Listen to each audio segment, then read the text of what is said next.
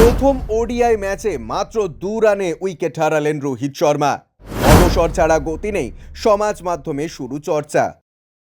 জমে উঠেছে ভারত ও ইংল্যান্ডের প্রথম ওডিআই ম্যাচ। আজকের প্রথম ম্যাচে টসে জিতে প্রথম ব্যাটিং করার সিদ্ধান্ত নিয়েছেন ইংল্যান্ড দলের অধিনায়ক জশ বাটলার। প্রথমে ব্যাটিং করতে এসে রীতিমতো ছন্দপতন করতে দেখা গিয়েছে ইংল্যান্ডের ব্যাটসম্যানদের পক্ষ থেকে। ইংল্যান্ড দলের দুই বিধ্বংসী ওপেনার আজকের ম্যাচে রান পেয়েছেন।